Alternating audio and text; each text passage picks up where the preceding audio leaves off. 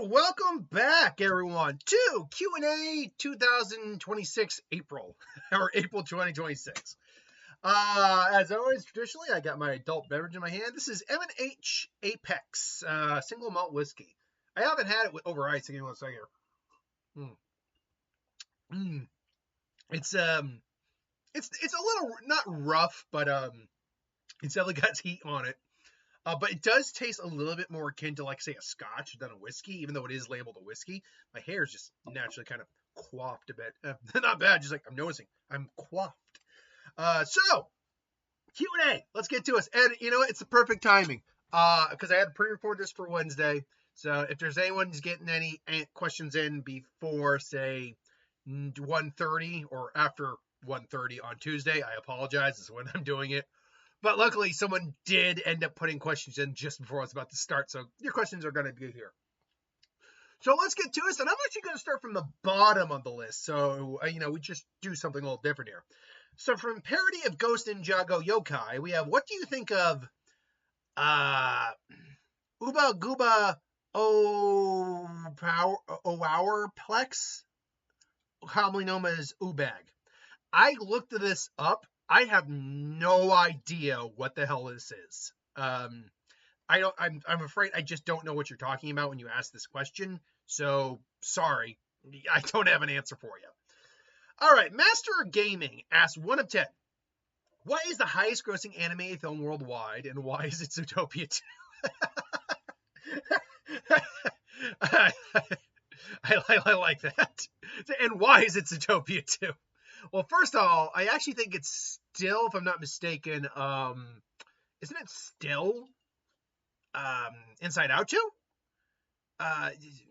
Hold on, I'm checking right now. Isn't it still Inside Out 2? I think Inside 2 just made like a little bit more than it, didn't it? Or maybe like a lot more. Let's see here. Highest gross. No, it was Zootopia 2. So in fact, Zootopia 2 surpassed it by a mile. Why was I thinking? Inside Out 2 made nearly 1.7. Zootopia 2 is the only member of the $1.8 billion club. Okay. So why is it Zootopia 2? First off, it is Zootopia 2 at 1,800,000,000 and nearly, and almost got spitting distance 1.9. $1,866,000,000. So the question is, why is it Zootopia 2 and it's not Nizad 2? And I've said this before, and you clearly follow my box office report videos, and I brought this up multiple times, and I will continue to do it just so no one tries to correct me on it. Nizad 2 allegedly made 2.267 million worldwide. That number is bullshit. Now, the reason this number is bullshit is because the original Nizad 2 didn't make even anywhere close to that. The original Nizad 2 the original Nizad made, where are you? Okay, yeah, in 2019, the original Nizad made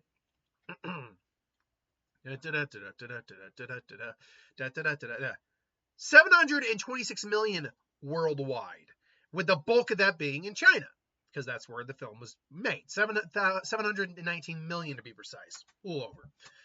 So okay, so I could buy 1.4. I could buy it doubling, but more than tripling that amount. The fact is, someone's fudging the numbers on that. I know China's got a huge population, but not everyone in China goes to the movies, first off. Even on repeat viewing, that number does not add up compared to the original number. 2.2 billion over 726 million, 719 technically, that doesn't add up.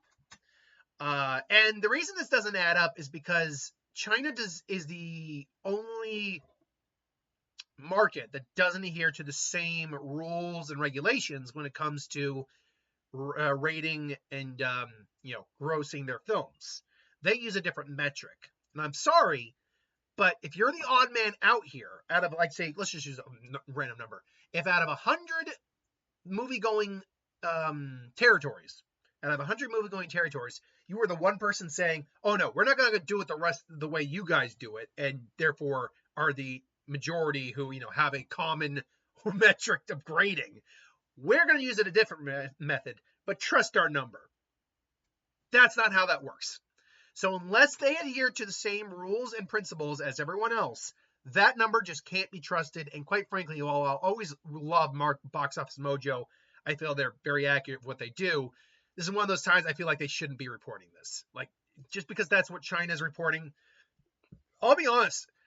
Normally, I don't have much of a problem with the way China, grades their films, because most of the time it seems legit. They still have a population of well over 1 billion. So if I see a film that makes like 700-800 million, I'm actually not going to flinch that much on that, because they have their own films that come out, and a lot of people go see those films. I don't really judge that very hard. But you're going to come out and say that your film made not just the highest animated film of all time, but I believe as they rank it, it would be the number 4 highest film of all time. I'm sorry, I'm calling some BS on that. So that's why Zootopia 2 is in fact the highest grossing animated film of all time. Okay, 2. Which studio buying WB is the lesser of two evils? Netflix or Paramount? Okay. Now let me just be sure if you I think are just your own. Okay, I'll save my next thought for their fourth question because it does raise up what I want to say. I'll just suffice to say, I'd rather WB just not sell. And should note right now, the shareholders have voted in WB to pass the agreement that they want to go through with this deal. That does not mean though the deal will go through. It could still be stopped by the governments, by the officials saying there's a monopoly on it, and we can't have that. So it could still be stopped. Right now, though, it's on the path of going through. Right out the gate, I wouldn't want WB to sell. But if WB were to sell to one of these, I 1,000% wanted it to be Netflix over Paramount. After we heard what Netflix was really, what Netflix was wanting to do, they wanted to keep the WB movies. So WB was still going to mostly be separate from Netflix. It'd be owned by Netflix, but HBO was going to remain the same. Their movies were going into theaters. Netflix was going to make mostly Netflix films, but they would start branching into the movie theater industry more. There was not going to be any layoffs. So it really was a match made in heaven. But then Paramount came through, I think, like $3 or $4 extra a share, which is apparently a lot, towards it. And they just said, nope, no, we wanted it for the right deal. This wasn't the right price. So, yeah, Paramount, they're already billions of dollars in debt. I mean, billions. Apparently, I was watching one of my guys, one of the pundits I like to watch. He kind of broke it down. They lose literally, because of all the debt they're in, like $12 million like a day or something like that by just not doing anything. I think it broke it down. It was literally like millions a day they lose by doing absolutely nothing. And they don't have a huge slate this year. Yeah, we just had the Jackass, the last one trailer pop up, and that admittedly looks fun, but it just, what else did they have? They had a solid hit with Scream. What else do they have coming out this year? Not a lot. They really have it, and they're gonna put Avatar on streaming. Like, they have no direction. Apparently, when the whatever his name is, I don't remember his name. The CEO, who's friends with our president and gets Saudi money, has big pockets from daddy. He came in to give his presentation. Apparently the board wasn't all that impressed. He said how much he loved movies, but he didn't actually give them a game plan. But he has said there will be layoffs. HBO is going to be probably absorbed into Paramount, which is stupid as fuck. You own 2 streaming services. You have people, seriously, no one in this business has learned how to do streaming right yet. Because here's the thing, if you own 2 streaming services, everyone just thinks consolidate them into one. That is stupid, because now you literally had 2 different revenue streams coming for 2 different services, and you know what? Because you own both of them and all the rights to all the stuff that on them, you just flip and flop them between the services. That's it. And then you can work up your bundle deals and stuff like that instead of just merging into one. That would be smart business. But no. Now, the one thing I could say is, because they're 2 different studios, that you have 2 different budgets that you have to that are going to 2 different locations. That's the one thing I can see that goes against it. And yeah, that's a fair cop, but yeah, Paramount gets it. We have no idea what the hell they're going to do with the Warner Brothers at all. But now, even if Paramount's deal does go through, it's going to take like a year and a half for us to see what the effects are going to start to be. But they're going to do a major layoffs. It's just going to be more debt. Their stock is already crap apparently right now. I'm going to guarantee you also wait, hold on. Is there a James Gunn question in here somewhere? No. I guarantee you there's a good chance. I'm not saying it's guaranteed, but James Gunn leaves Warner Brothers because he doesn't want to work with someone who's affiliated with our current president because he does not like that man. And he's got his own political beliefs that is just like no. So yeah, Paramount was the worst deal. I mean, financially for the shareholders, sure. By the way, I don't know if the shareholders are going to end up staying on and being shareholders with Paramount, or they're just going to retire. All I can say is, if anyone finds out you are a shareholder and voted on this, they're never going to want you to be a part of anything again. You have ruined your legacy. You've ruined your business chances with a lot of other companies. Maybe not every company, but a lot of other companies. Because no one in Hollywood wants this except for Paramount and the greedy bastards on the shareholders committee. That's it. Question 3. Do you think Paramount Skydance Studios will force WB to make MAGA content like leftists claim? Okay, this is one thing I'll say no. Right out the gate, because right now Paramount's not doing that. You can make some arguments for maybe Scary Movie 6, or it is Scary Movie 6, right? Yeah, 6. That they are really going after more the woke, I hate that term, but woke crowd, the more liberal crowd, the social justice. They're going after everyone, to be fair. So I think and they're being insulting on purpose. That's the point of the movie. So right at the gate, I don't count that as MAGA content. I would say manga, but it's MAGA content. No, because right now, even as they were, owning Paramount before, the one thing I will say, I think it's Ellis, right? That's the name of the guy, Ellis. The one thing I'll say for Ellis is that Paramount still made some good movies last year. I really enjoyed Naked Gun. I thought the Mission Impossible film was really solid. They made some good movies. And they've made great movies in the past. So, no, I actually don't think, despite the fact he is associated with him and the sketchy nature of where the money comes from, I actually don't think that's the case. Okay, do you think Netflix or Paramount shouldn't own WB for a couple reasons, like Netflix endorsing CP by releasing cuties on its platform? CP, child predators? Is that what that's supposed to mean?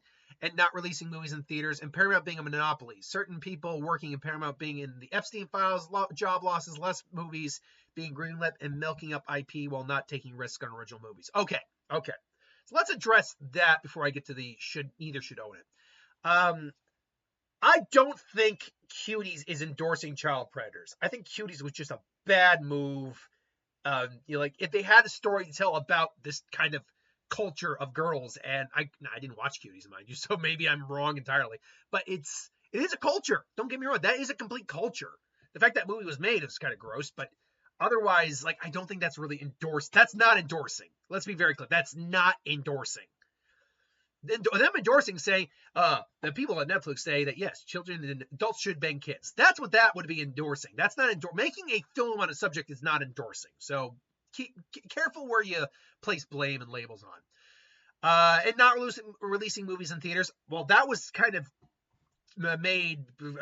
cleared by Netflix stating, "Oh no, that's what we're going to do. We are going to release their movies, WB movies, in theaters and start to put more of ours into theaters." That's what they were going to do. The Paramount being a monopoly thing, though, yes, I do agree with that. We have only so many studios already. We lost Fox. Now they exist still as 20th Century Disney, basically, but they're gone. We don't have the separate company that is Fox anymore. And yeah, we lose WB. WB is one of the big boys. Disney, Paramount, WB, and Sony and Universal. Those are your core 5. And now I've added Lionsgate to the box office list at the end of the year. But those are your core 5. You get rid of WB, that's a huge loss. And that's not just a movie loss, that's a cultural loss. And yeah, that's less movies being made every year. When you break it down, a studio can only put into production so many movies at once.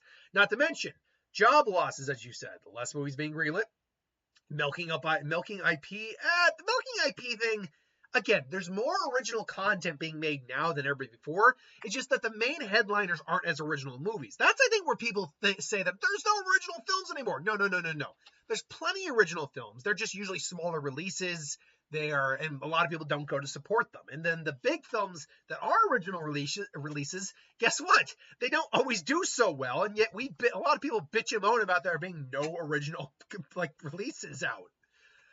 Now I get it. We want more original big mainstream films, but the problem is half the time people don't go support these films. So this is on us as the moviegoers to support these films when they come out so more original films can be made. But yeah, no, WB, I would rather WB be separate. I'd rather have all these things still around. Okay. 5. Do you think Hollywood people, what do I think of Hollywood people being in the Epstein files? There's a lot of people in the Epstein files.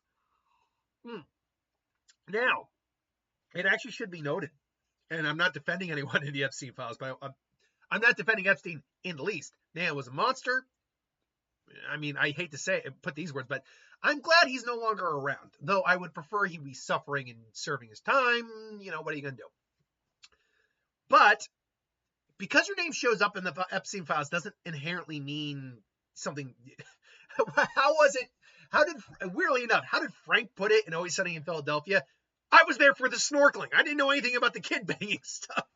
There is some truth to that. Just because your name is in the file doesn't immediately mean you're guilty of something. It just means you were there. You may not have known. Chances are slim. I'm not going to say that, but you might not have known. But that being said, what do I think of Hollywood people being in the Epstein files? It's very likely there are Hollywood people in the Epstein files. In fact, I guarantee there are. Now, who? I have no idea. I wouldn't be surprised to see Weinstein's name in there, but, what are you going to do? Number 6, what do you think is the highest grossing movie this summer domestically? Spider-Man Brand New Day or Toy Story 5? Okay, domestically. Okay, since I still have box office mojo up here, let me see here. Spider-Man, what did the last Spider-Man do domestically? Spider-Man No Way Home. Okay, Spider-Man, come on, where are you? No Way. Okay, what did that do domestically? Spider-Man No Way Home made $814 million domestically. Okay, what did Toy Story 4 do domestically? Because that's going to kind of give us our baseline here. All right, and then Toy Story 4 made, I think it made less, but still made a lot. $434 million. Okay. I can tell you right now, guaranteed, even if these films somehow made more than both of their original films, which with Toy Story 4 is possible, it made $1.073 billion. That's actually possible to overtake. Spider-Man, though, made $1.9 some odd billion. Let's just say it made $2 billion. Domestically, I think the numbers are clear on that. I think Spider-Man is probably going to make more domestically. Worldwide also, probably. Are you hyped or interested in Supergirl, Masters of the Universe, or Disclosure Day? Hyped? It's very hard for me to be hyped about a film these days. I've done so much of this. Time just goes on, you get older. Hype is a hard thing for me to feel sometimes. I would say, though, there are a couple films still this year I am hyped for. I'm hyped for Doom 3. I'm hyped for Doomsday, even though I've barely seen anything of either of those, apart from one trailer and a bunch of minor trailers. Drop the damn trailer for Doomsday, Disney. We know about it already. What are you waiting on? Would I say I'm hyped for any of those 3? Supergirl, Masters of the Universe, Disclosure Day. I'm not hyped for Masters of the Universe. I'm looking forward to it, but I'm not hyped. And I wouldn't say I'm hyped for Disclosure Day. The closest I would say I'm hyped for is maybe Supergirl, and even then it's mostly because I love Jason Momoa and Lobo's awesome, and that's a role the man's born to play. But I wouldn't say I'm hyped for any of them, but I'm definitely interested. I'll say I would, as hype goes, I'm probably close to hype for Spider-Man and for the Odyssey. I'd say I'm close to hype for those. Anyway, so there's that. Will a Luigi's Mansion film be the first horror movie to make $1 billion worldwide? Okay, no, because Luigi's Mansion's not going to be a horror film. Look, by Luigi's standards, it's a horror film. But it could maybe have a little bit of creep. Sure, we even had a little Luigi Mansion in the first Mario film. But come on, you're asking that knowing full and damn well that film is not going to be a horror film. It's going to be an animated family film that's just going to be kind of creepy. That's all it is. At best. It's literally like it's kid horror. That's what it is. That's not going to be a horror film. Come on. All right, number 8. With Backrooms, the drama, Elden Ring. Will you start adding A24 to the end of year box office, similar to how you might put Amazon MGM at the end of the year box office? Okay, so I brought this up briefly in the box office report this week, but I can elaborate. No, I'm not going to. The drama did make over 100 million, and it's still making money. It's good for them. I have no idea about Elden Ring. I mean, I know the game series. I didn't know they were even doing that. And Backrooms certainly isn't going to be a huge hit. I mean, anything's possible. I didn't know drama was going to make over 100. But Amazon now gets to Amazon is going to be put in the end of the year box office because they've now made a film that can hang with the big boys. I kind of said I think a film needs to make anywhere between over 300 to like 350 to 400 plus before I can consider putting it in the end of year box office, because it's not a major studio is the problem. They're not making blockbusters. They're not making that kind of money that they actually make their money back on. Like A24 isn't. Normally they're not making their money back on their films. They're more prestige driven. Whereas all the other films are definitely make prestige films, but they're all also knowing that those prestige films don't usually draw a big enough crowd to make money back.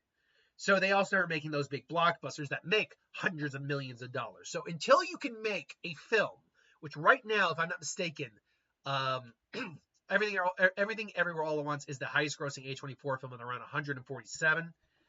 Until they can make a film until they can make maybe 2 or 3 films that cross at least 250, then until they can do that, I'm not going to add them to the end of the year box office. They're a consistent. They're like Neon. They're a consistent theater that's constantly around, or a production company that's constantly around. But I don't think they have earned the right yet to be a part of the end of the year box office. Because when we talk about the box office, we're talking about the overall financial health of the movie-going, experience of the theaters, all that. And A24 just doesn't contribute a large enough amount to that for me to really consider adding them to the list. Not yet, anyway. And finally, 10. Do you think Watch Dogs movie starring Tom Blyth and Sophie Wilde could be a box office hit? Watch Dogs. Did I see it? What's Watch Dogs? I don't even know what this movie is. Give me 1 second. I'm gonna put it on mute, but I'm gonna try to look up a trailer for it. Get the box office report out of the way so things flow a little better. Okay, Watch Dogs. What is Watch Dogs? I remember seeing a trailer for something that came out during CinemaCon, but that had dog in it. But Watch Dogs. Okay, Watch Dogs is a game. Watch Dogs movie?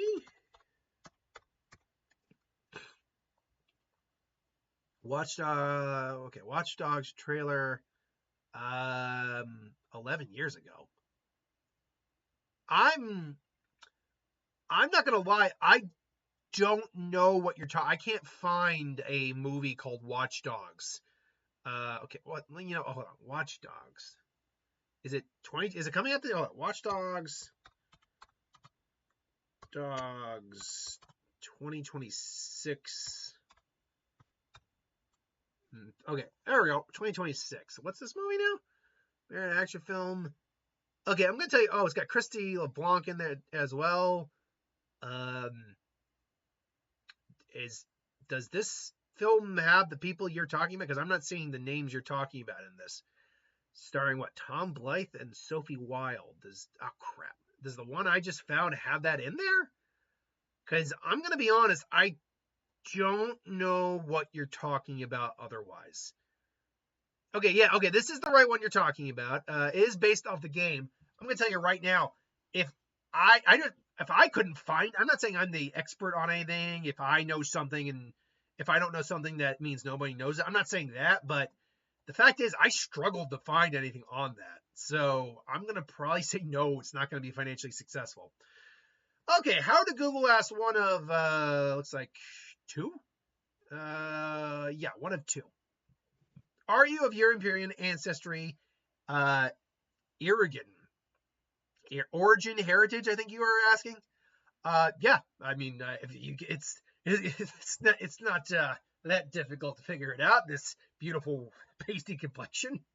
Um, yes, I am almost predominantly European. Many spots in Europe. I'm a mutt, but I only got I have like a 1/64th Native American. I think it's Cherokee in me, but that's about it. And do you like to sign and dance? And what is your educational qualification? And what are your okay? So how to Google? Just I'm going to go on a limb and saying English might not be your first language. I would recommend you structure your sentence a little bit more effectively. Commas, apostrophes, all that. Okay. Do you like to sign and dance? I think you meant sing and dance. I do enjoy singing. I don't do it really. I'm definitely not a professional singer. I don't play in a band or anything, but I used to sing in chorus, and I just enjoy singing songs and all that. So I've got an okay voice when it's at its best. So yeah, dancing. Sometimes I'll just get into a rhythm, but I'm not a big true dancer. My educational qualifications, like my degree, I have a associate's in theater, which is one of the most useless degrees you could have, but it's an associate's.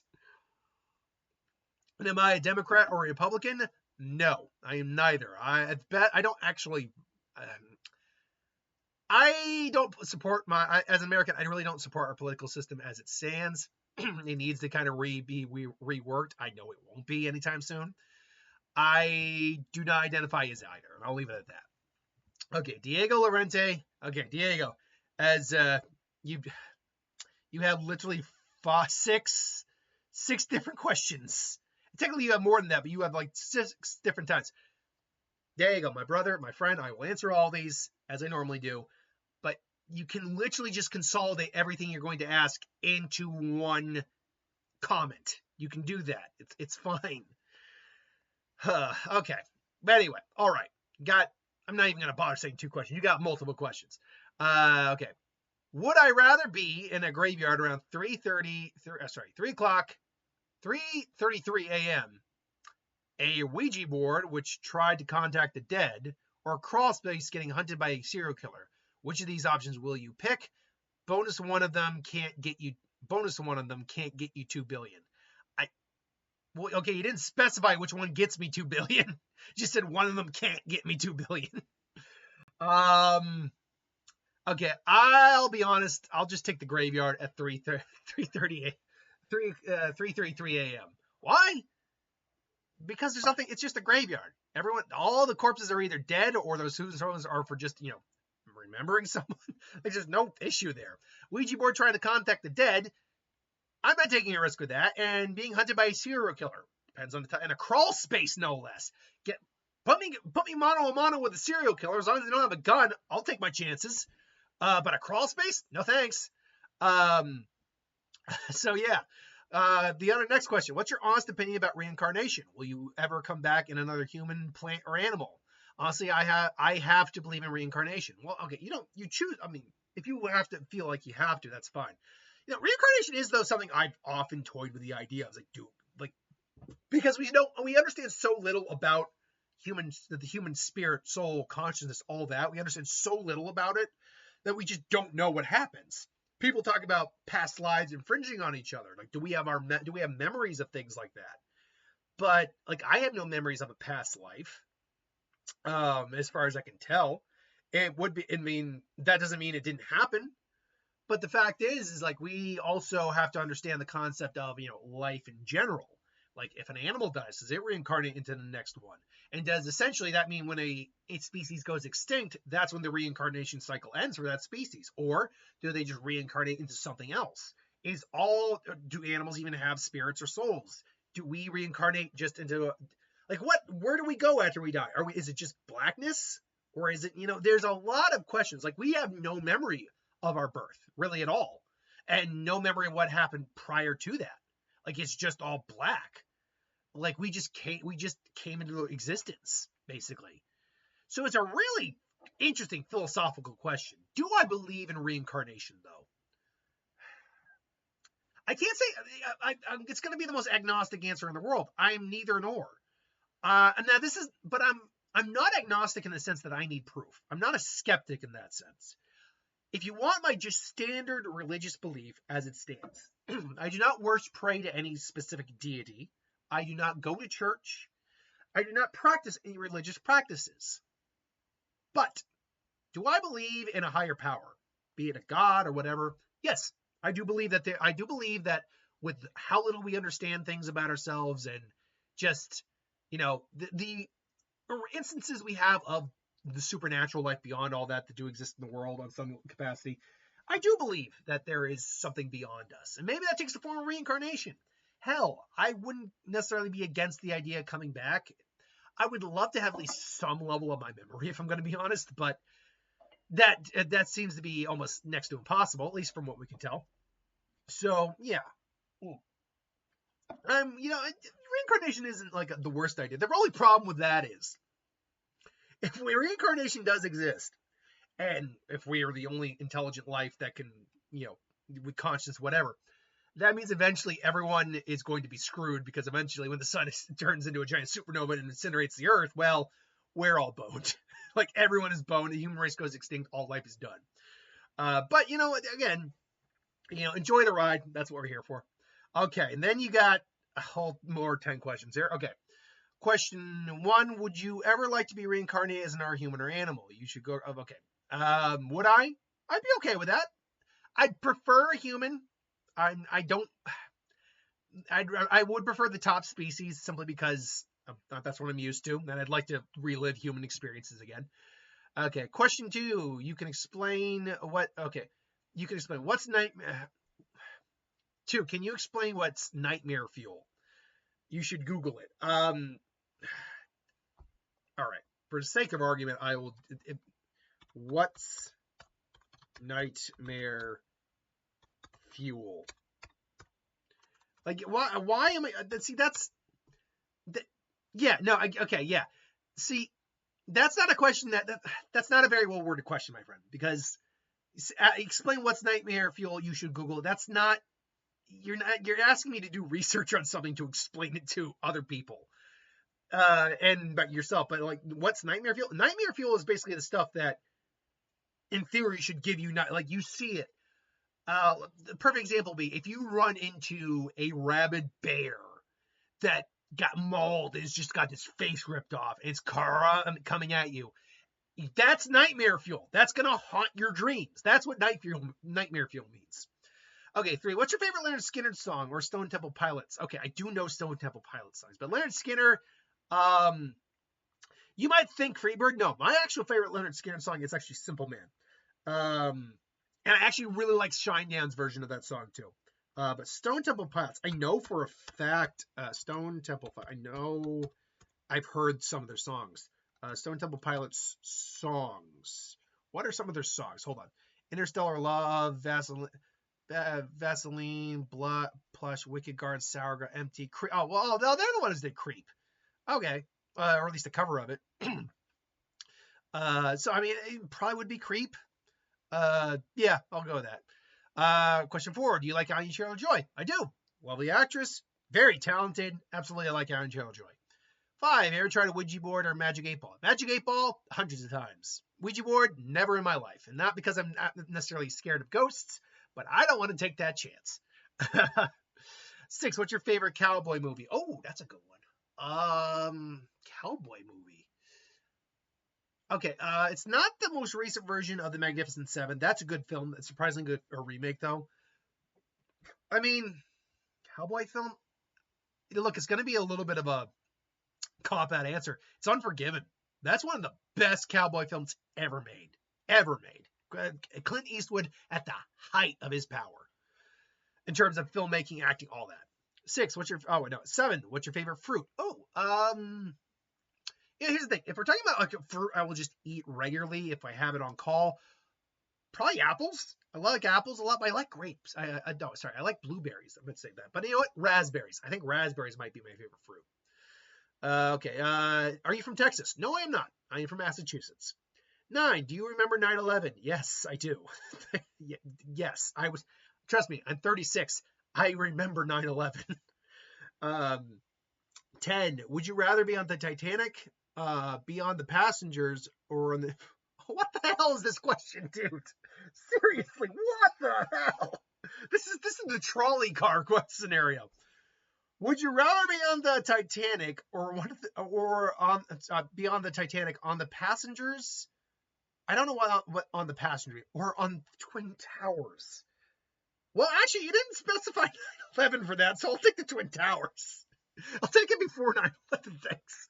Wow. Wow. I did specify don't do anything gross. That's not gross, at least in the general sense, but wow, pushing the envelope.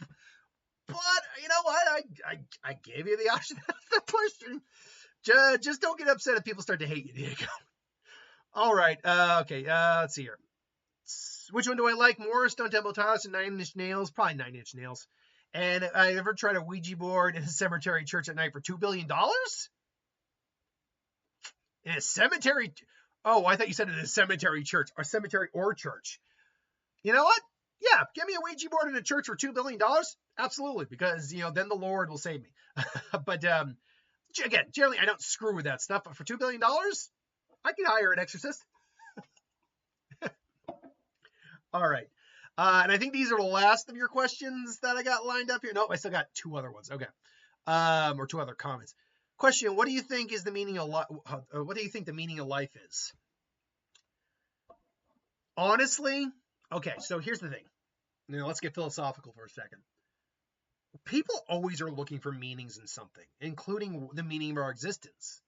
But the fact is, most things don't have meaning. We give something the meaning. Life might not have a purpose other than just be a thing that exists within the universe, a product of reality and existence.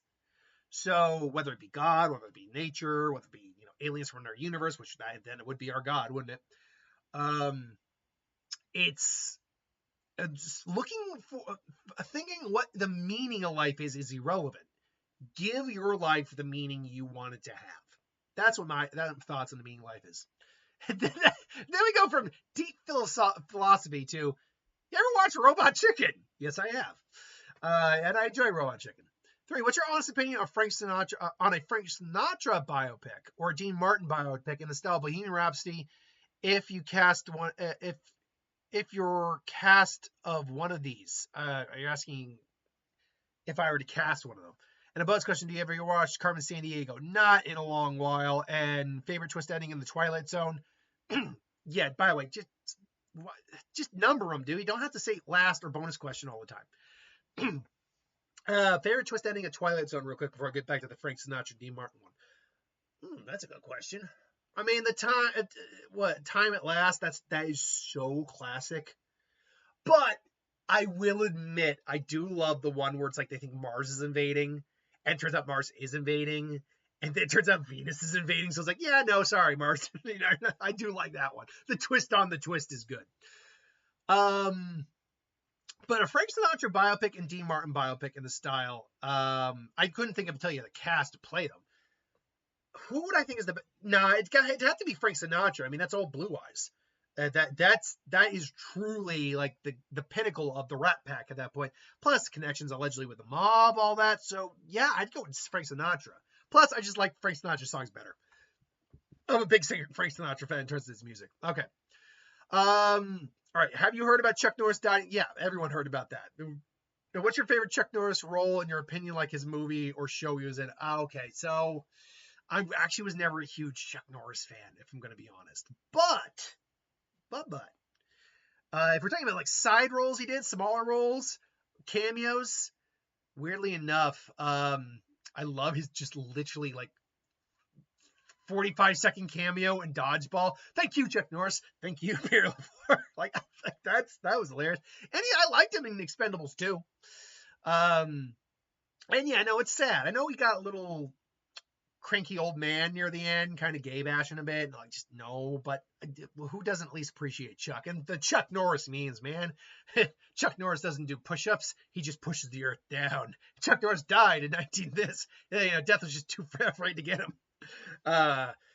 Once King Cobra bit Chuck Norris, and after 3 days of agonizing pain, the Cobra finally died. Question 2. Who would win in a hypothetical fight, Carmen Sandiego or James Bond? Any type James Bond. Well, James Bond, if it's a fight, he's got a gun. He shoots Carmen Sandiego. Eventually, he wins. Carmen Sandiego's a thief. She's not a fighter. Question 3. What's your honest opinion, or next one, honest opinion of Catherine O'Hara, James Van Der Beek, and Eric Dane? Have you heard of them, all these three? I heard about all 3 of them dying. What's your favorite role of these 3? Okay. So I believe James Van Der Beek was the one from Euphoria, and if I'm not mistaken, Grey's Anatomy, wasn't it? I believe that's who it was, right? James Van Der Beek? No, that's not James Van Der Beek. Oh, no, he was the one from, crap. Dawson's Creek. Yeah, that one I heard nothing about. I didn't watch Dawson's Creek, so that really. And now, what else was he in? Varsity Blues. He did a lot of that high school stuff. Not my thing. I'm sorry to hear he was passed. Eric Dane, I believe, was the one, right, from Euphoria and Grey's Anatomy, right? Oh, sorry. Yeah, Eric, that's exactly who I was thinking. And he was also in Bad Boys Ride or Die. He was a good villain in that. He was in Burlesque. He had a really good film career. It was very sad to hear his passing, especially because of the reason for his passing was just a really bad disease. Like, just took his, oh man, it was terrible. Died, he died of, I can't remember what he died of. What did he die? ALS. He died of ALS. That's right. Just terrible. And we saw that like documentary he did. And he was just, oh man, he was struggling to move and make words. And, just, especially because he was like only a few years ago, he was still relatively physically active. So it really must have progressed at an accelerated rate. But yeah, if you're asking me the big one who, I do know very well, man, Catherine O'Hara, man, that one was such a gut punch. I grew up watching Beetlejuice. I remember Home Alone. She was, wasn't she Sally? Wait, what? That's right. Wasn't she Sally? In Nightmare Before Christmas? Hold on, Catherine. She was oh my God. That one actually hurts me more. I forgot that. That one really hurts me. Like she was just a treasure. She was such a sweetheart of a woman. I never met her, obviously. I've never met any celebrity, but she came off as such a sweetheart of a woman. And like, man, we are gonna miss her. And I should really try watching Schitt's Creek because I heard that's a hilarious show. She was the mother on that show. Man, now I'm starting to get emotional a little bit thinking about, man, it just sucks. So yeah, I mean, just to throw it out there, I'll throw Beetlejuice out there. That's a Sophie's choice. Okay, and these are the last questions from Diego. All right, last question, legitimately. Who wins in a hypothetical 6-way? Oh, God. Okay, 6-way. Carmen Sandiego, well, that's an automatic loss. John Wick, Agent 47. Okay, I've done a versus on those guys before. Kim Possible. Kim's out because she's just a kid, and these guys are fighting lethal force. Jason Bourne. 1, 2, 3, 4, 5. Versus, you put John Wick... with special guest for Jack from 24. I know who Jack from 24 is. I don't have to Google him. But why'd you put John Wick twice? You put John Wick twice, so it's really only a 4-way fight or 5-way fight. And right out of the gate, Kim Possible goes down, Carmen Sandiego goes down. All 3 of the other guys are straight up killers. Okay, so Agent 47 is the odd man out in that because he is a super soldier in some ways, in many ways, but not like Captain America. He's just the perfect assassin in some ways. Jason Bourne is a CIA operative, highly dangerous. John Wick is the Baba Yaga. Right out of the gate, though, I am probably going to take Jason Bourne out of the equation because John Wick comes with built-in body armor in his suit. So right at the gate, as long as no one's getting a headshot right out the gate, and by the way, no one say, well, Agent 47 is just going to snipe him from a distance. That's not a fight. I hate when people do that because technically the other 2 can do the same to the other guys. So that's a stupid answer. It really is. You're basically just negating the entire question So it would come down to Agent 47 versus John Wick, and I think I've done this versus, and I think I did lean towards John Wick, but this would be a tough fight for John, 1000%. And Agent 47 could definitely win, because Agent 47 is also like beyond kind of like Jason Bourne. He is a super assassin. John Wick is the Baba Yaga, and to be fair, remember we never meet John at his peak. We meet him after he came out of retirement. Imagine peak John Wick. I'll lean towards John, but I'm not going to argue anyone who says 47. Okay. Who actually, okay, this is kind of not a question, but who actually do you think would win this fight? Guys, you just literally, who actually wins this hypothetical 7-way? What? The problem is it's not a 7-way, dude. You put John Wick twice. And Jack Bauer is good, but he's not good enough to contend with some of these guys. So yeah, it'd be either John or Agent 47. I'll lean towards John. Question, name your top, okay, Pulse. Name your top 3 Led Zeppelin songs. Stairway to Heaven, it's got to be among there.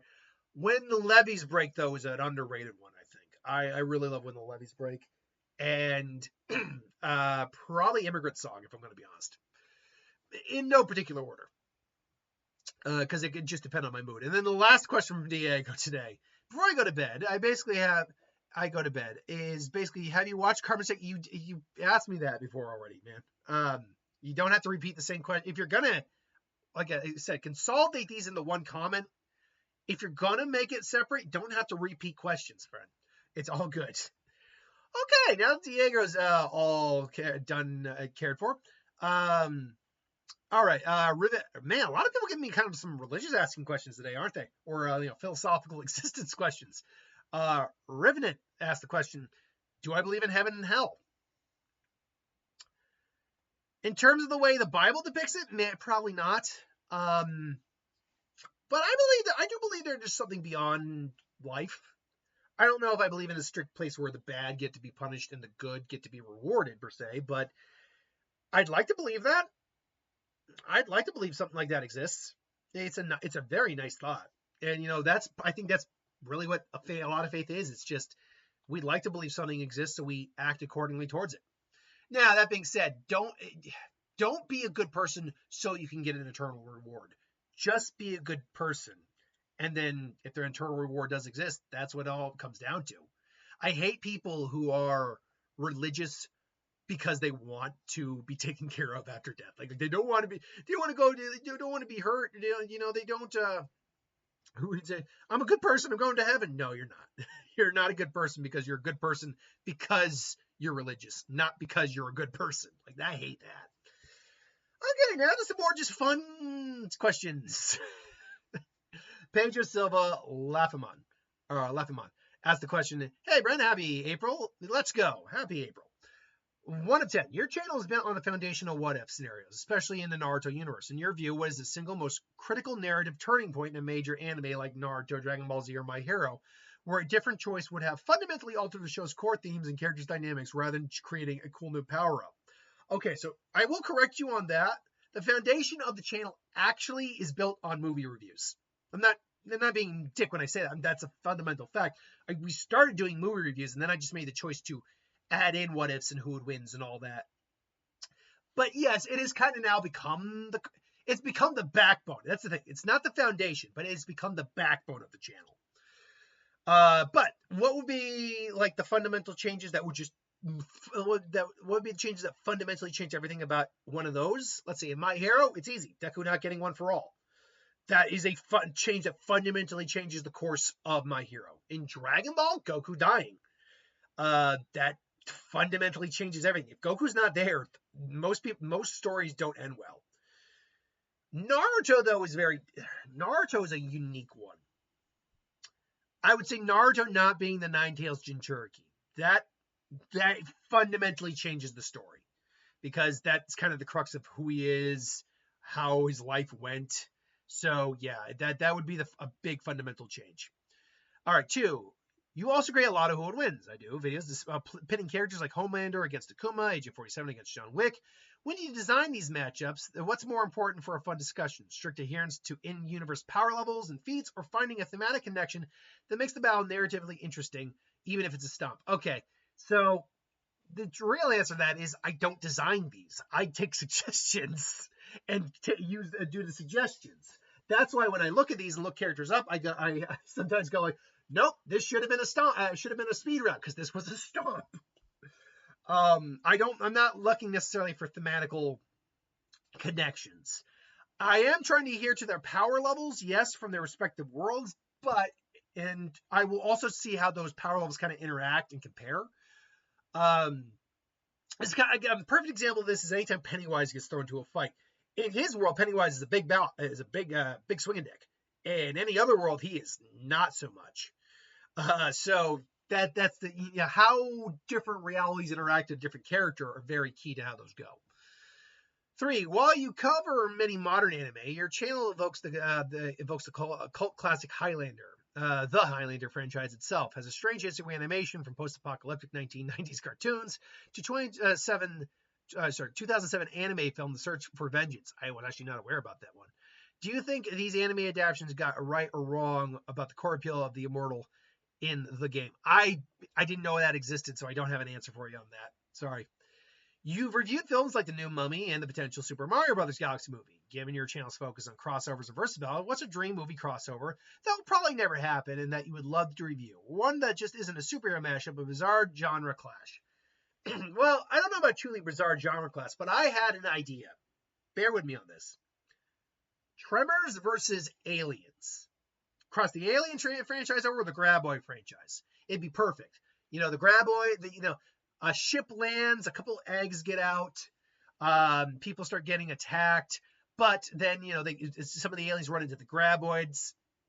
People are thinking it's the Graboids, it turns out it's the Xenomorphs, and then as time goes on, more eggs get brought. The alien queen is producing more eggs, but then Shriekers come out and facehuggers attached to Shriekers, so you get the Shrieker alien hybrids. All the while in the future, Bert still exists as a computer program. A guy, he burnt his mind onto a computer program under protest, but then it's like, oh God, okay, this is how you deal with them. It's like, if only I could get out of this damn computer. Well, we do have androids. So then you get the big moment where Bert Gummer shows up. Why didn't you always tell me you had androids in the future now? Boop, boop, boop, boop, boop. And then, yeah, it'd be freaking sweet. And then you can end with a Predator cameo at the end. It's like, all right, then let's see. And Bert's the new prey. Like, that'd be sweet. That'd be a cool crossover. It'd be stupid, but I would love every second of it.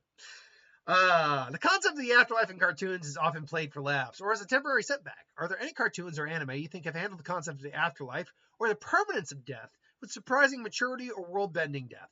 For instance, how does a show like Ghost Zone or other spiritual planes compare to rules of immortality seen in something like The Highlander? Well, we're not talking about the rules of immortality. We're talking about afterlife in cartoons. Like Highlander's kind of avoiding that. A cartoon that does it?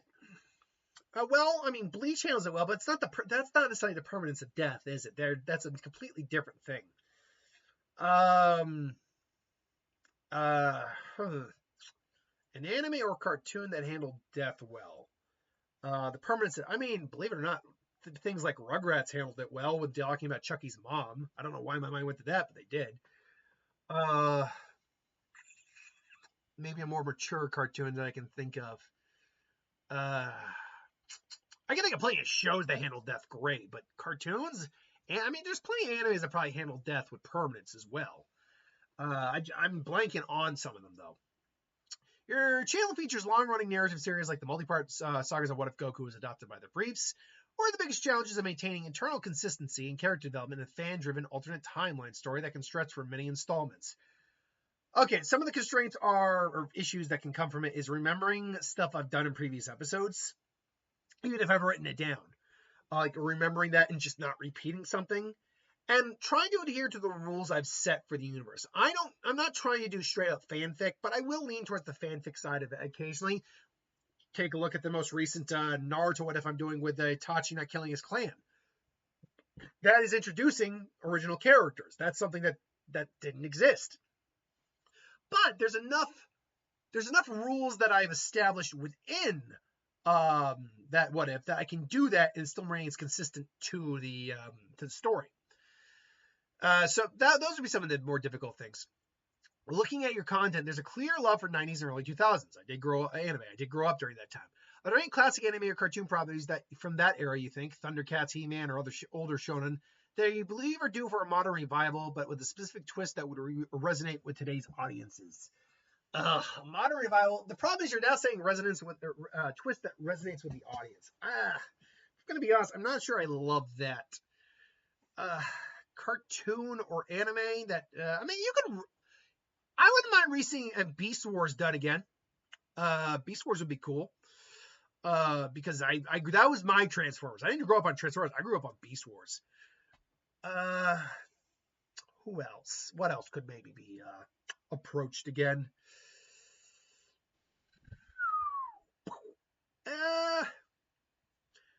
I'm sure there are other cartoons I could think of if I really tried, but yeah, I'm drawing a little bit of a blank on that. Okay, you often blend characters from widely different universes. Is there a specific versus battle you've wanted to make but have held off because the fandoms are too passionate, the lore is too convoluted, or the palette scaling is just too inconsistent to do justice? No, there's nothing I hold off on. I literally just have my book. I see who's next on the list, see their suggestions, pick one, and move on. Okay, looking at Highlander universe again, the series has numerous immortals with different philosophies. Which immortal from any Highlander movie or show do you think is the most interesting to drop into an anime world, and how would there can only be one mentality disrupt the world status quo? Honestly, Ramirez is probably the most interesting one.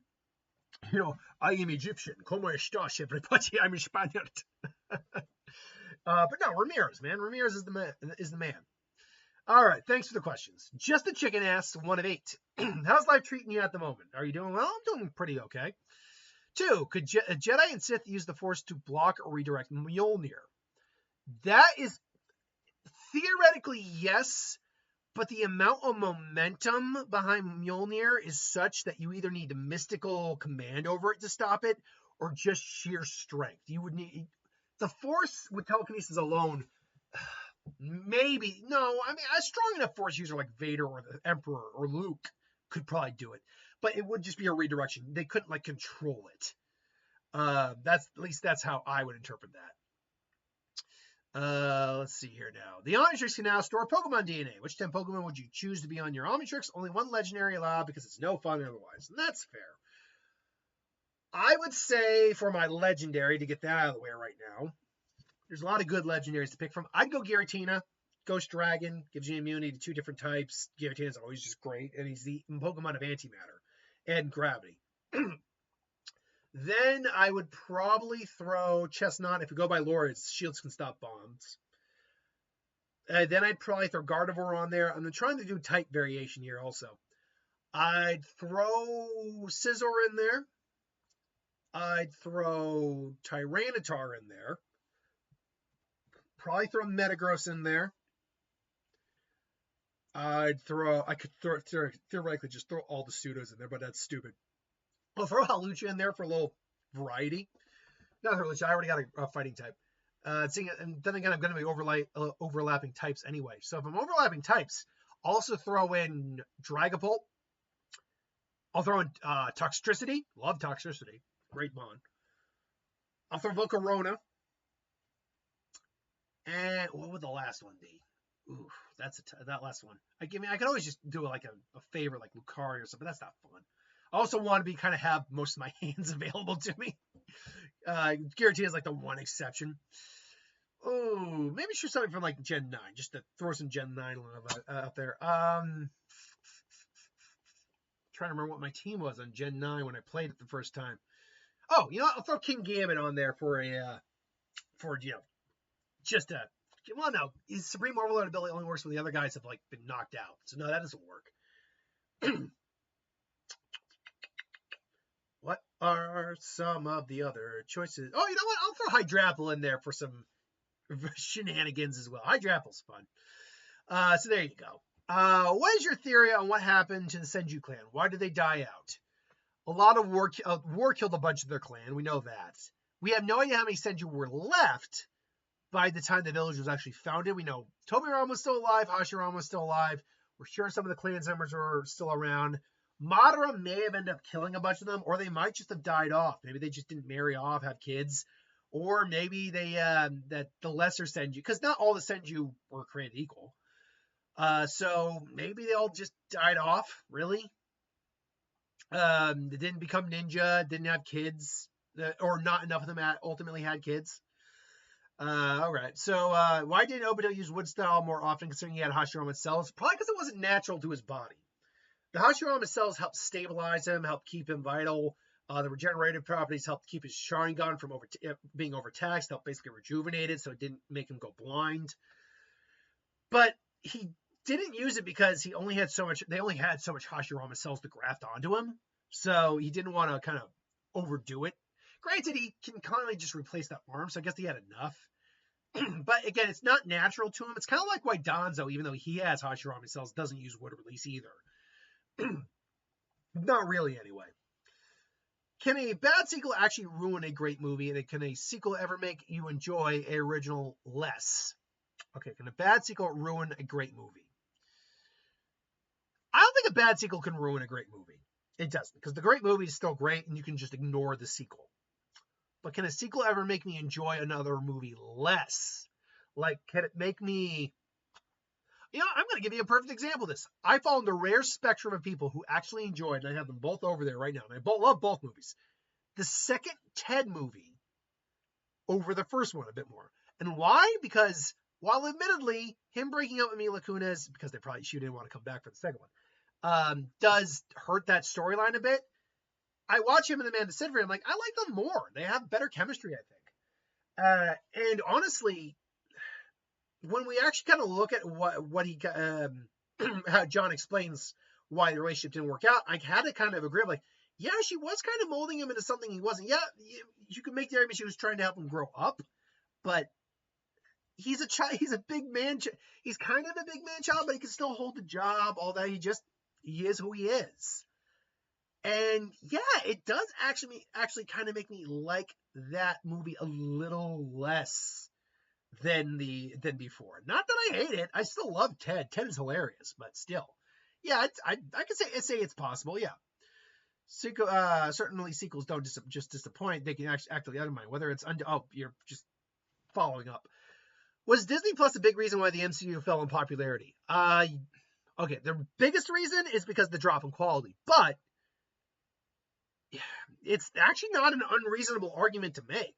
You even bring up the example, content overload and quality decline. Yeah, and I'm not going to go into your entire explanation, but yeah, that actually, the fact that, now granted, Disney Plus really came about during the era of COVID. So it was a weird time because we weren't having any MCU movies coming out. We had shows, but not movies. And at that time, I think it was perfectly fine.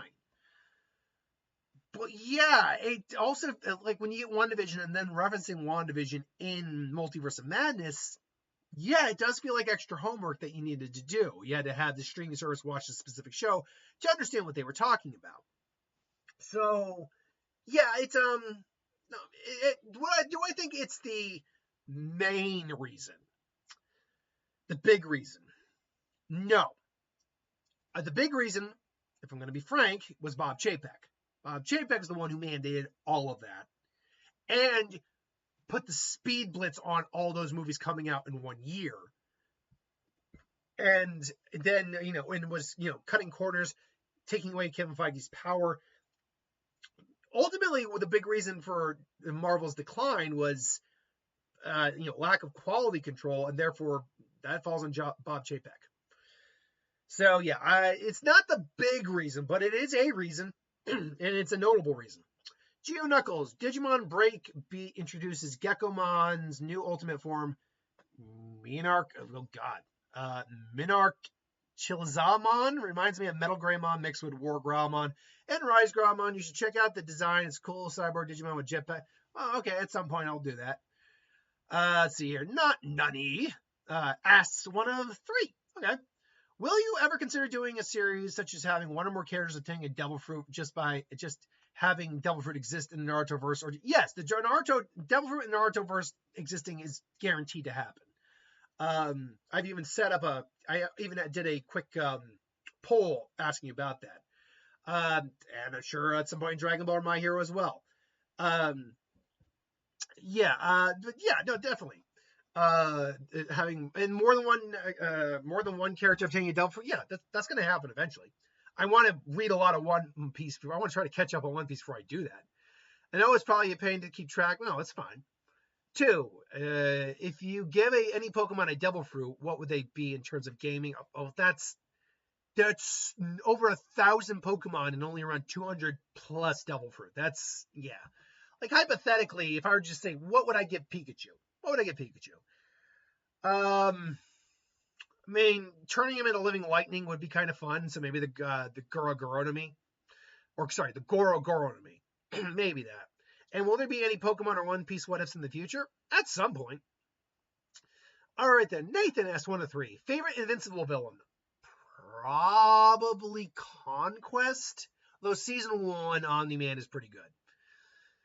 Favorite mech anime? I'm gonna be honest, I'm not a mech anime fan, so you're asking the wrong question on that. My favorite Pokemon depends on the day you ask me. If I were to say a couple of my favorites, Milotic and Volcarona fall under there. Noble Chief asks 1 of 10. Let's go. Can't wait for 10 questions. If Jameson's Marvel, if Jamerson Marvel was in DC, which hero would he attack? I mean Jameson. Sorry, you wrote Jamerson. Which hero attack and why they hate, and write a story about it. Probably Batman. He hates people in masks. Yeah, it's like a masked vigilante. He doesn't like it. He'd probably go after Batman. If Rocksteady did another, and he'd have a lot more reason to go after Batman too.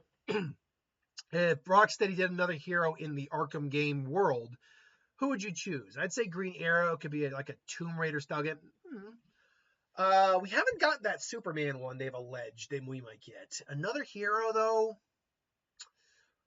Okay, Rocksteady, because Arkham style, which means it would be open world. Problem is, I'd love to do Green Lantern, but Green Lantern, like, how much can you really do with that? I'd say, honestly, Wonder Woman makes the most sense because the boss battles, gods, and other things like that would make sense. You could travel not just from like whatever part of the world you're in, but travel all over Themyscira, go to the underworld. There could be a lot you could do with that. What's your thoughts on the Arkham games being rebooted, like the new CO mod Warfare? Any game getting rebooted, it's irrelevant. As long as you have the original game, you can always fall back on that. It doesn't ruin the game or anything like that. What's your Mount Rushmore of Batman voice actors? Oh, well, Kevin Conroy's got to be the number 1, right? But that being said, what was it? Something Green. He was the guy who voiced him in Under the Red Hood. That's a great Batman voice. I also like, what was it, Joe DiMaggio, who voices him in The Batman. He's got a great Batman voice. And Peter Weller. Gotta give a shout out to him for the Dark Knight Returns movie, 2-part movie. That was fantastic. Spider-Man voice actors? Okay, I don't even know their names. I'll just say the original one from the 90s cartoon. My jam right there. Miles Morales, though, and oh god, the one who plays Peter B. Parker in Spider-Verse. Those guys, their acting is fantastic. Oh, and you know what? The Spider-Man we get in Spider-Man, what was it? Shattered Dimension, Shattered Tower, whatever. The one where you're playing as the different Spider-Man. I have that game right there. That's a lot of fun. The one who plays the main Peter Parker from that. Actually, no, the one who plays, the Spider-Man 99 version of him. All right, then. Of course, and shout out to Obi from Spider-Punk from Across the Spider-Verse. Superman voice actors. Well, Tim Daly, that's kind of my bread and butter one. But Mark Harmon did play him at one point, so I got to give shout out to Mark Harmon. That's a good Superman voice. Apart from that, there's not a lot. I don't know a lot of Superman voice actors, to be honest. Yeah, I can't really actually do a right Mount Rushmore of that one. If the Shredder was a DLC character, which game would he be more interesting in? Mortal Kombat or Injustice? Oh, Mortal Kombat, 1000%. He goes right in with that world. Same, but Judge Dredd. Oh, that's still Mortal Kombat. I believe Judge Dredd is in Mortal Kombat, isn't he? If not, then Mortal Kombat. If Marvel DC swapped their villains, which universe would have the more difficult time dealing with them? And the answer I feel is infallibly Marvel would have a hard time dealing with the DC universe villains because a lot more of those villains go a lot harder and more horrifying ways. I mean, seriously, yeah, you have Bullseye, you do have some psychopaths, you Sabretooth. Gotham's rogues alone are a completely different level of psychopath compared to what Marvel deals with. And then that alone is like, oof. But then you deal with like Darkseid, you deal with like all the Lantern Corps, including the villainous ones. You'll deal with Anti-Monitor. You deal with the Batman Who Laughs. You deal with a lot of those guys, and yeah, it's not as fair on the Marvel universe as it is. Don't get me wrong.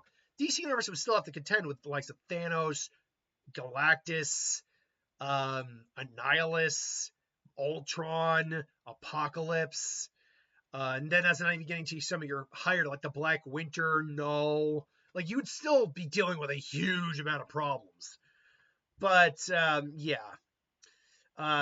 If Amanda Waller DC was invincible, would she be better at her job than Cecil is at his? No, because Cecil actually does put trust in people. He's just, he looks at all the options. All right, let's see here. What do you have for time here?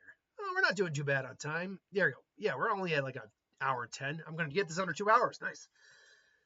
Bobby Reynolds asked 1 and 2. Should I try again with the birthday request next year and with one birthday request at a time, or turn it into as a regular request? Look, just give it to me a couple days before your birthday, and I'll do my damnedest to remember that happens. That's all I can say. And number 2, what's my favorite Highlander movie? Oh, it's the first one. Who wants to live forever? Who wants to... man.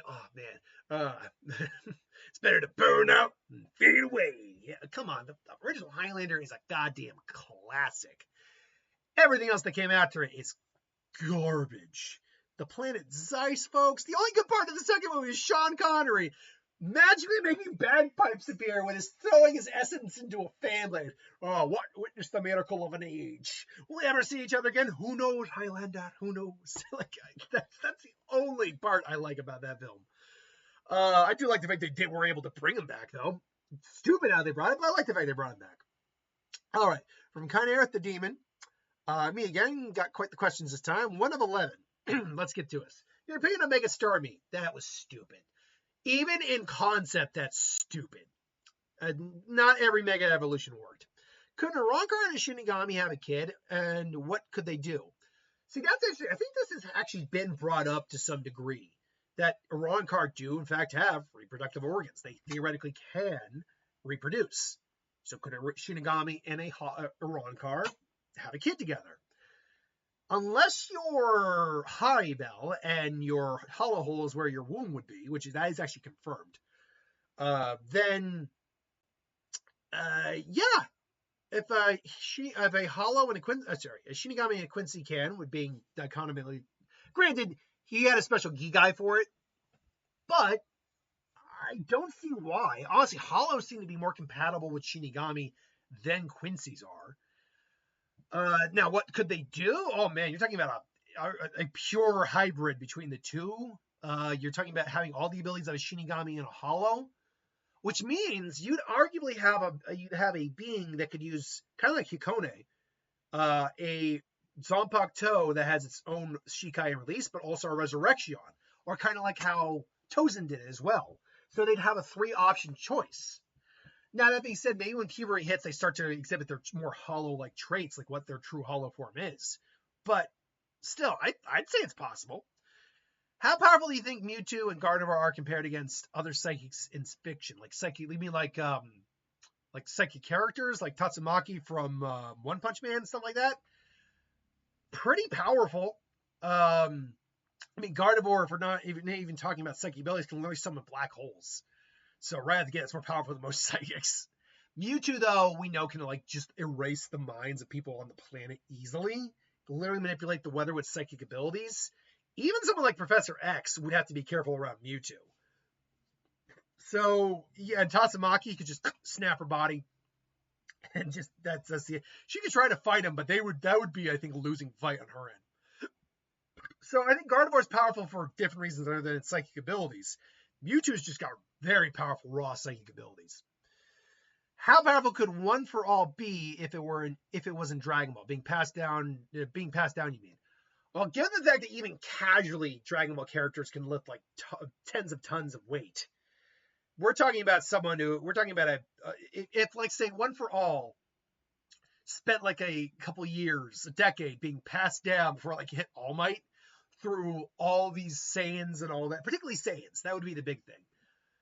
Dear God Almighty! And then you gave it to All Might, he would have straight out murked All for One in their fight. There would be no coming back.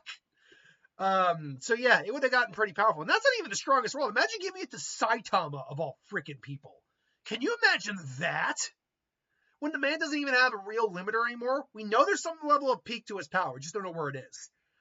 But still, that would be ridiculous. And now I'm certain that's what some people is going to give me. How powerful could All for One be in Naruto, assuming it works on Kekkei Genkai since they're genetic? That's actually a very good question. Like, it stores Kekkei Genkai like it stores quirks. That all depends on how many users the quirk has had, right? Physically speaking, we know that Naruto characters physically can probably get peaks stronger than the My Hero characters. I mean, if you watch Death Ball, they say Guy wins in his fight with All Might, so take that for what it's worth. But yeah, I guess it would all depend. It could be exceptionally powerful, though. Exceptionally powerful. Because not only are you getting all the physicality of One for All, you're also now getting all of the, theoretically, all the elements, the elemental abilities, or the Kekkei Genkai you've had. It could be exceptionally powerful. I've always been confused. I'd say it'd be more powerful in Dragon Ball on the raw strength side, but for the hack side, go with the Kekkei Genkais in the Naruto-verse. I'm always getting confused about it, but is Giratina evil or just an anti-hero? He's not evil, he's just angry. I think that's what it is. He's just very aggressive, very angry, but he's not plotting, masterminding. Could full counter work on a full counter? What?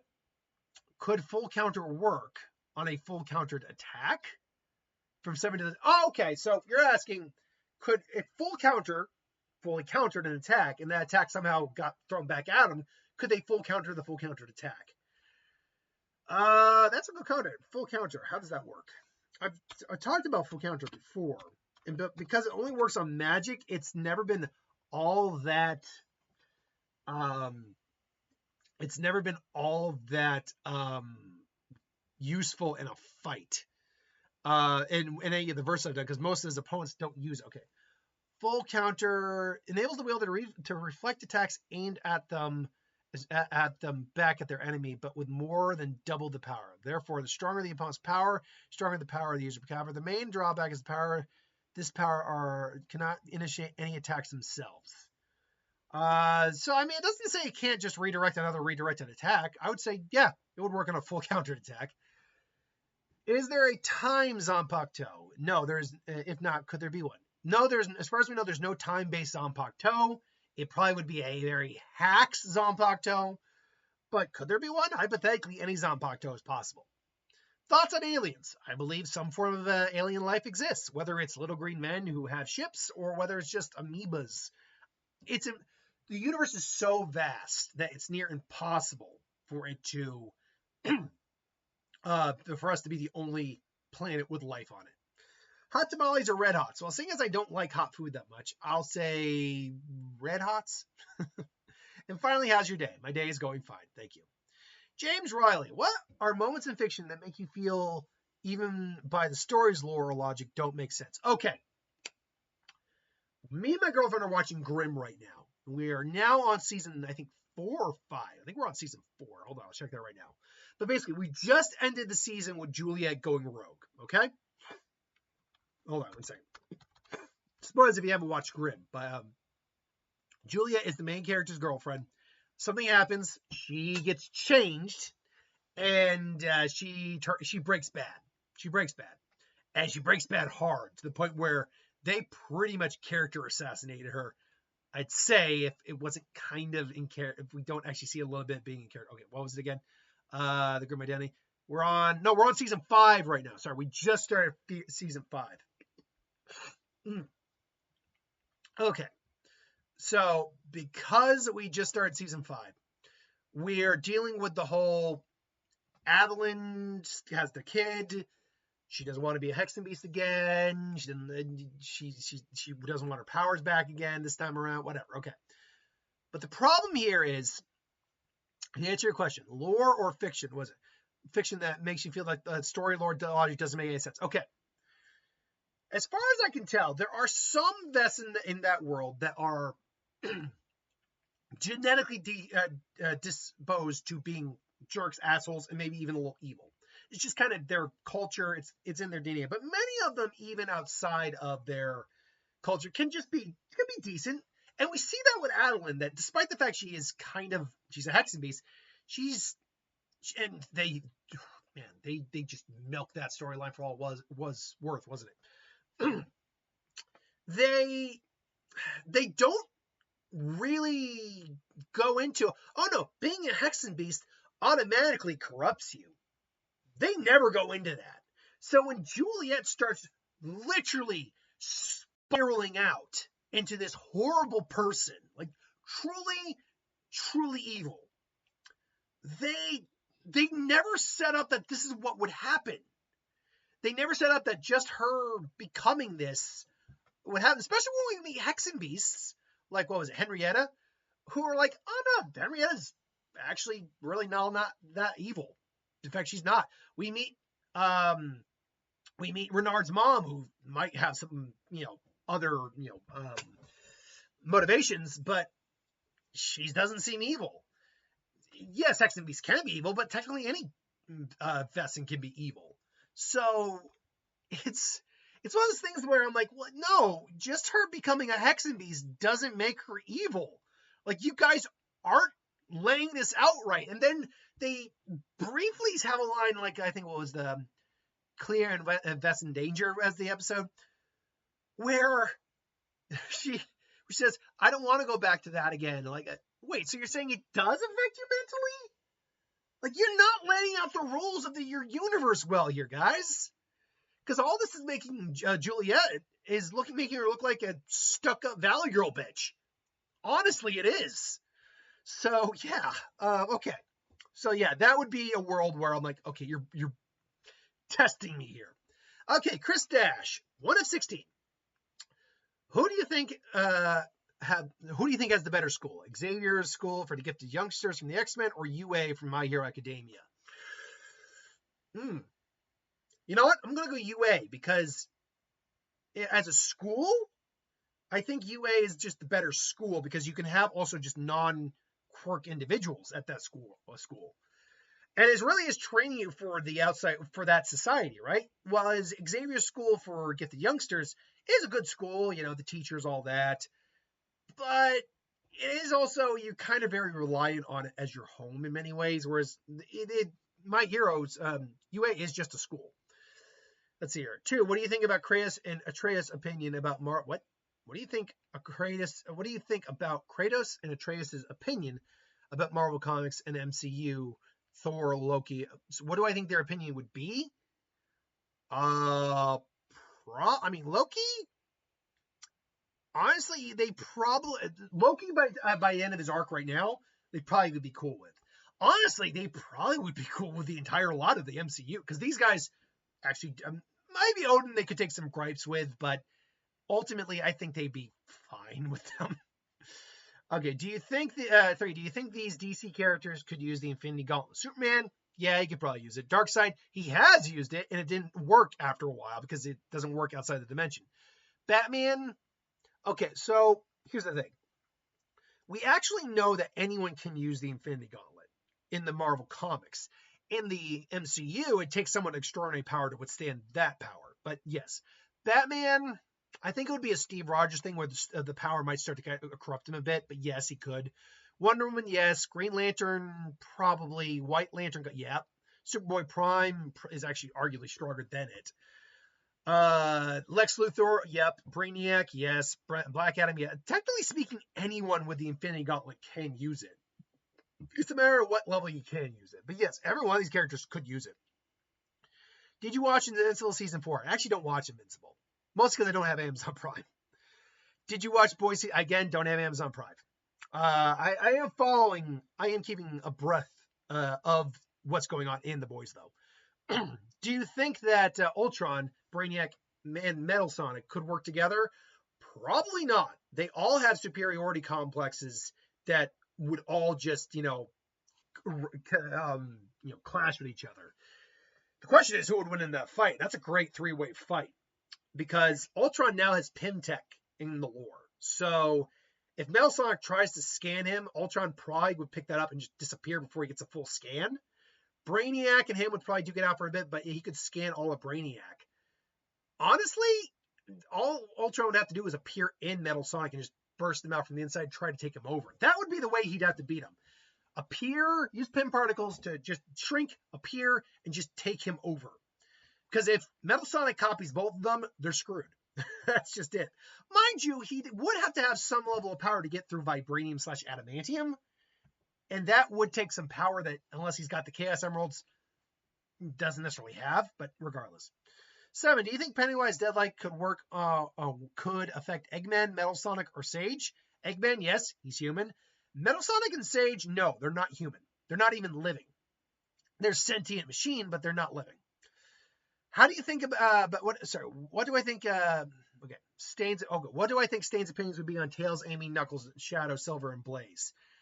He probably wouldn't like Knuckles or Blaze very much. Probably wouldn't like Shadow either. But honestly, Tails and Sonic he'd be cool with. He'd see them as actual heroes. What do I think about Eggman, Sage, and Metal Sonic's opinion on their Lantern Rings and the Omnitrix? Okay, Omnitrix, I'm not sure any of them would really have a good opinion on it. Yeah, theoretically Metal could copy it, but turning into organic life really wouldn't be up their alley. Eggman prefers machines. The Lantern Rings, though, they would find some interest in them. They would. But trying to harness certain emotional spectrums would be near impossible for all of them. What do I think about Apocalypse's opinion on the Lantern Rings or the Omnitrix? That one would be interesting. Apocalypse, the ultimate survival of the fittest type character, peak evolution, all that. That actually is a very good question. Okay, the Omnitrix. He might find it interesting seeing what other species would exist within the universe that he could, incorporate into his power. But honestly, he probably would just take a Lantern Ring over it. I don't know if I've done a Lantern Ring for Apocalypse yet. Okay, and what's my opinion on the differences of anime superheroes and DC superhero, Marvel comics? So basically, Western comic versus manga anime superheroes. What are the differences between them? I mean, the problem is there's no set story with Batman, with like people like Batman or Wolverine, Spider-Man, or Superman, right? We are following them throughout their story and their journey, but because comics exist for so long, they just continue to keep going on. Whereas anime characters and manga characters, they actually have a set start to finish, don't they? Their stories don't continue indefinitely. They do end. And I think that is the key difference between them. That you have to have an entire story arc and where they ultimately end in anime and manga heroes versus the continuing adventures of a Marvel DC character, right? That I think is the inherent difference. There's a built-in limitation with manga and anime, whereas there just technically isn't with Western comics. Do you think Eggman, Metal, Sonic, or Sage would be good enemies in the DC and Marvel universe? Probably. They'd be going up against individuals like Ultron or the Phalanx. And Metal Sonic is one of the most dangerous individuals you could throw in there because he can copy not just machines but organics as well. He copies Sonic's abilities outright. You need something like the Infinity Gauntlet to just kind of take him down if he's already starting to evolve. Because even if he's got the Chaos Emeralds, the Infinity Gauntlet just means you have control over time. So freezing time won't mean a damn thing. Of course, then again, if they're in Marvel, there are no Chaos Emeralds, which means he actually can't do the Chaos Control in the same way that he could originally, because he needs the Emeralds, if I'm not mistaken, to do that. But then they're talking, it would be the Infinity Stones then, wouldn't it? But no, they would probably make for pretty good enemies, villains in the Marvel Universe. What do I think about the X-Men, Professor X and Magneto's opinion about Deku Bako Todoroki? I think the X-Men and Professor X would see them basically as mutants, which is what quirks are. They're mutations, so they're mutants. They also want to talk to them about how their world accepts mutants far more than our world does, all that. Magneto would try to convince them to join them, but honestly, they'd say no. But at the same time, we understand. We understand. We come from a world where it's different. And Magneto, hearing that, would want to know about this world and honestly want to be in that world and see it. At the minimum, at very minimum, you'd want to visit it. All right. So, do you think they could be good students for Xavier School? Oh, yeah, they could be good students, especially if you get them at the beginning of the series, no doubt. How do you think My Hero Stain? What do you think My Hero Stain's opinion about the Incredibles, Frozone, and Syndrome would be? Syndrome, kill him. Frozone, honestly, the Incredibles, though, as a family, he'd probably actually value them. Not only are they legit heroes, not doing it for the glory, they just happen to get it, just helping people, but they're a family and they care about each other. I think he'd actually appreciate that. And Frozone being a good family friend is no different. And what do you think about Stain's opinion about Gohan, Piccolo, Goten, and President Trunks? Well, there's nothing you could do about them, simply due to the fact that they could blitz him in an instant. But they also are just living lives and helping they can. Again, they are acting more like they're not doing it for any goal or popularity. So I think he'd be fine with them. And then finally, what do I think about Stain's opinion about the Suicide Squad and Marvel's Thunderbolts? Oh, that one's a trickier one. I think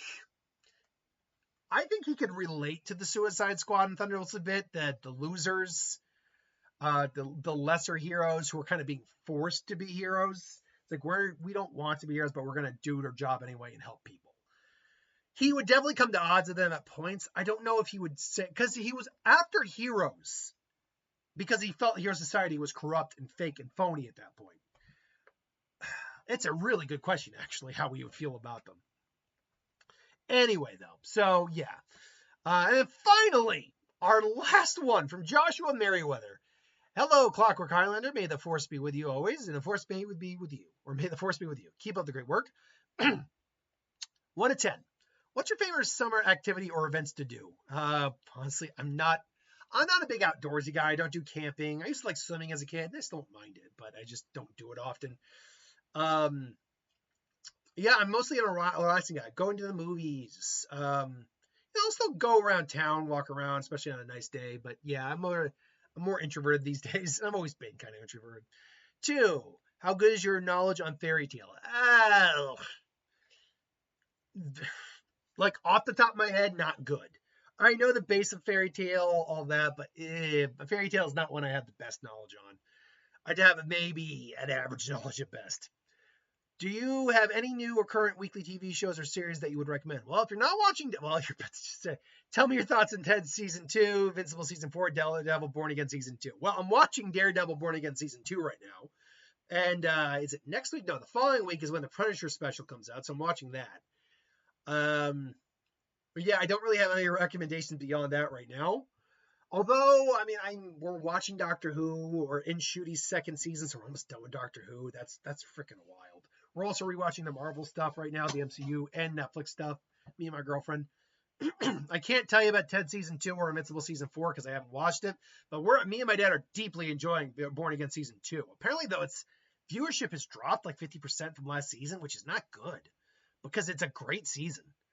What's a 90s TV show or movie do you think should be brought back, like Samurai Jack?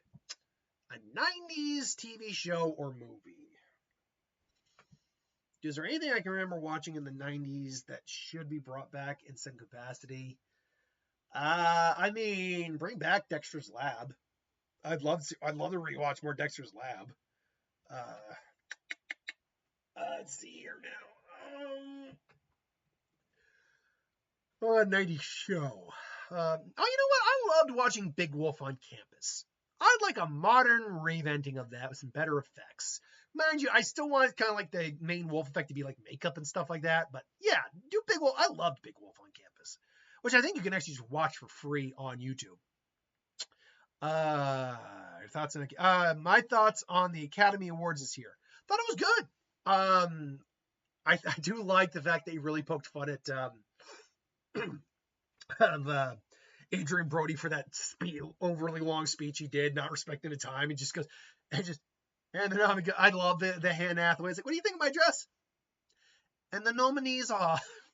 I will admit, though, as a lot of people, we were all watching going, yeah, no one cares. Those very nice people who just couldn't stop. I can't remember what their award they won was, but they couldn't stop rambling, talking about their kid who just had a friend who just had a baby or something. Like, guys, look, I get it. You're excited and you have a right to have a speech, but you're not one of the major awards. You're eating up time, and guys, come on, we got to shorten this a little bit. Come on. So yeah, otherwise it was a good Academy Awards. Ratchet and Clank, Sly Cooper, or Jak and Daxter. I didn't play any of these in great capacity, but I did occasionally play some of Jak and Daxter and Ratchet and Clank, like when there were demos in like Best Buy. Remember when they used to do that, kids? So between the two I liked more, I'd say Ratchet and Clank. How do you feel about what's currently been revealed, I think you meant to say, for Marvel Rivals? I don't play Marvel Rivals, so I have no thoughts on it. Thoughts on Maul, Shadow Lord? I haven't watched it. I don't really go in for a lot of the Star Wars animated stuff, and I love Star Wars. I do like the What If series, though. But I haven't watched Maul, Shadow Lord. And then finally, our last question. Which will be more profitable and positively reviewed? Street Fighter or Mortal Kombat 2? Well, surprisingly, as I'm about to watch my movie show now, and they are talking about this one of the topics, Mortal Kombat 2 is actually getting some good reviews, early reactions, and yeah, it's coming off a film that wasn't loved, but was at least liked. So, and look, I enjoyed that Street Fighter trailer. I'm sure there's a lot of people who enjoyed that Street Fighter trailer, but let's not mince words. That Street Fighter trailer is like, they're going so faithful that I have a feeling this is not going to work. At least not for a wide appeal film. So in terms of profit and critical reception and audience reception, I'm probably going to lean towards Mortal Kombat. But who knows? I could be dead wrong. Anyway, I digress. Thanks for watching. Hope you enjoyed. I'll see you next time, folks. Later.